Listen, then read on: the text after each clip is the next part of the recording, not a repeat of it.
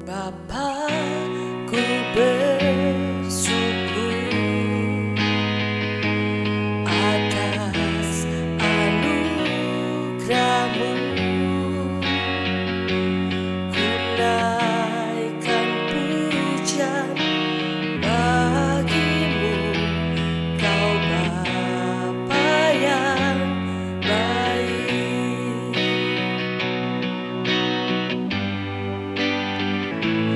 Bapa, ku bersyukur atas anugerah-Mu. Ku naikkan pujian bagi-Mu, Kau Bapa yang baik. Terima kasih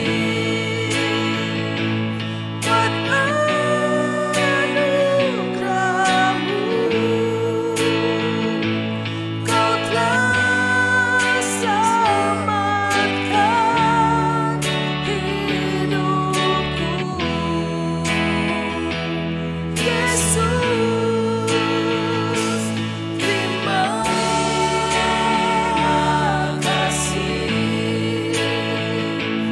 buat kasih setiamu.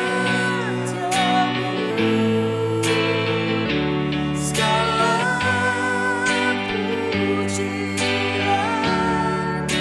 syukur bagimu.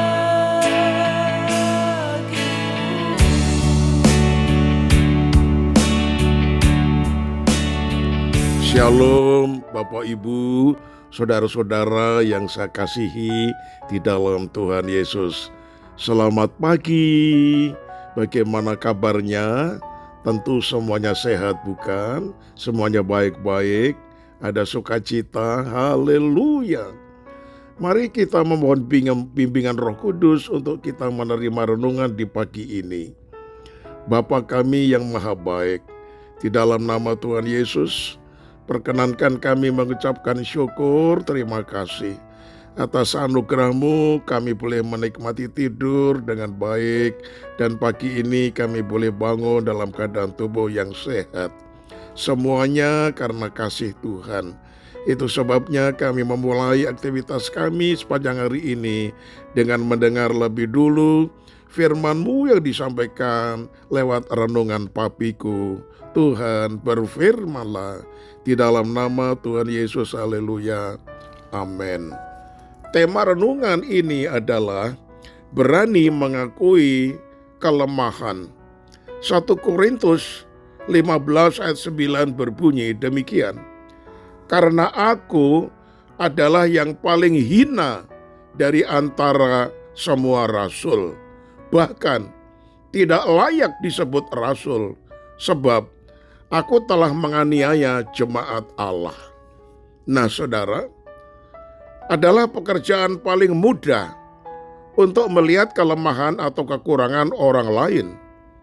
Bila kita diminta untuk menyebutkan kesalahan orang lain, dengan sangat fasih, kita mampu menyebutkannya mulai dari A sampai Z. Bahkan, kalau bisa, kita tambahi dengan bumbu-bumbu. Sedangkan untuk mengakui kesalahan diri kita sendiri, tidak semua orang bisa melakukannya.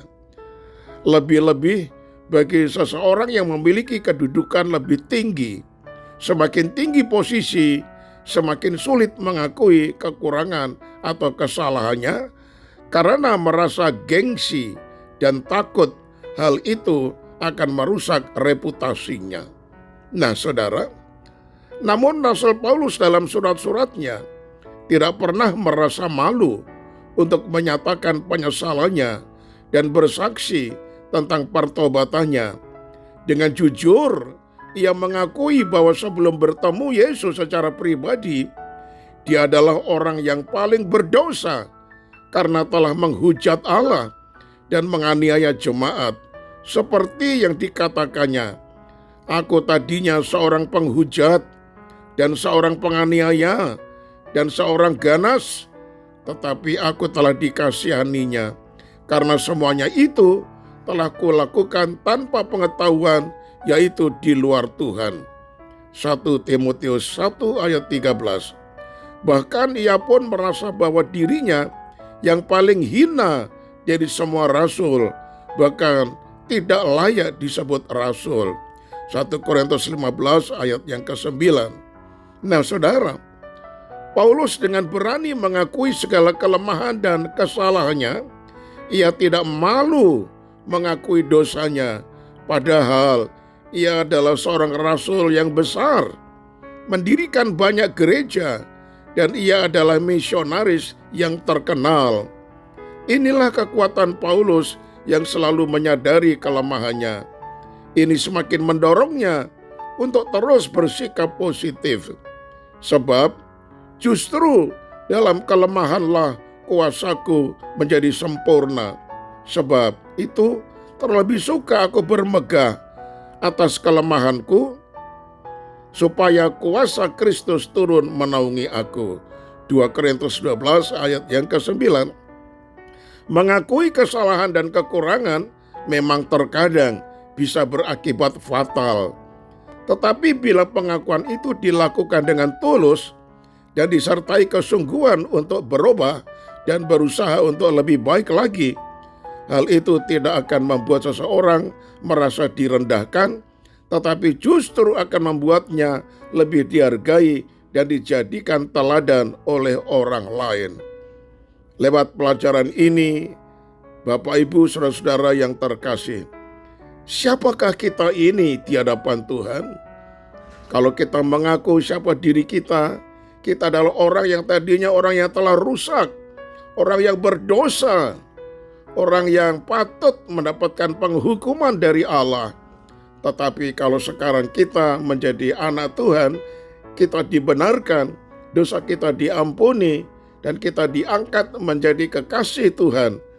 Itu karena hanya kasih karunia dan kebesaran pengorbanan daripada Sang Juru Selamat Tuhan kita Yesus Kristus, yang rela mati tersalib menanggung akibat dosa kita, sehingga kita yang percaya kepadanya mendapatkan pengampunan dosa dan keselamatan. Itu sebabnya kita tidak boleh malu mengakui kelemahan-kelemahan kita, asal dengan tekad kita mau merubahnya menjadi lebih baik. Akhirnya saya tutup dengan kalimat ini. Seseorang yang berjiwa besar berani mengakui kelemahan dan kesalahannya. Amin. Mari kita satu di dalam doa. Segala pujian, hormat, dan syukur hanya kepadamu ya Bapa, dalam nama Tuhan Yesus. Lewat pelajaran ini, kami tidak boleh sombong, hanya menganggap diri kami lebih baik daripada semua orang. Karena itu siapakah kami ini Tuhan? Kalau hamba-Mu Rasul Paulus mengakui segala kelemahannya dan kekurangannya, ajar kami juga mempunyai kehidupan yang rendah hati, mengakui segala kelemahan, kekurangan, dan dosa kami di hadapan Tuhan. Dengan maksud kami ingin merubah supaya menjadi lebih baik lagi. Dan Roh Kudus itu telah melakukannya, sehingga kami boleh ada sebagaimana kami ada, yang sekarang ini menjadi orang yang dikasihi oleh Tuhan dan dibenarkan. Terima kasih banyak Bapa. Kami menyerahkan aktivitas kami sepanjang hari ini. Tuhan jaga, lindungi, pelihara, dan semua yang menjadi pekerjaan bisnis kami, Tuhan buka jalan. Karena di tengah-tengah pekerjaan ini ada banyak yang menjadi penghambat.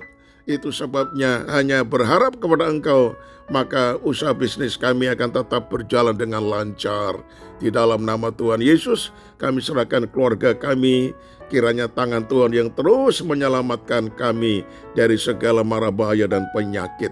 Hanya di dalam nama Tuhan Yesus kami alaskan doa ini. Haleluya. Amin. Shalom saudaraku. Selamat pagi. Sampai berjumpa hari Senin yang akan datang.